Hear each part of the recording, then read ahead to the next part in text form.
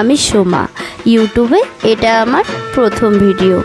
তোমাদের কাছে আমার একটাই আবদার থাকলো, তোমরা সবাই আমাকে একটু সাবস্ক্রাইব করে দিও আমার চ্যানেলটায়, আর আমাকে একটু সাপোর্ট করো।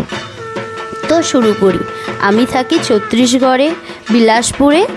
আমি একজন হাউসওয়াইফ। তো এইখানকার দুর্গাপুজো কেমন হয়, প্রথম ভিডিওটা তোমাদের সাথে সেইভাবেই শেয়ার করলাম। এটা হচ্ছে ছত্তিশগড়ের ন্যায়লা জাঞ্জিরের প্যান্ডেল। আর ঢুকে গেছে মন্দিরের ভেতরে। আমরা দেখতে পাচ্ছ মাতা রানী, ওই যে মূর্তিটা দেখতে পাচ্ছ, ওই মূর্তিটায় পুজো হবে। কিন্তু ওই মূর্তিটা এখনও পর্যন্ত, মানে আমরা যেদিনকে গিয়েছিলাম সেদিনকে ছিল তৃতীয়া, যেই কারণে মূর্তির মুখ খোলা হয়নি। আর এই যে মাতা রানী দেখছো তোমরা, তো এই মাতা রানী কিছু হচ্ছে দেখার জন্য, মানে যেটাকে বলে সবাই এসে দেখবে, সেটা আকৃষ্ট হবে আর কি। প্যান্ডেলটা দেখো তোমরা, এত সুন্দর প্যান্ডেল।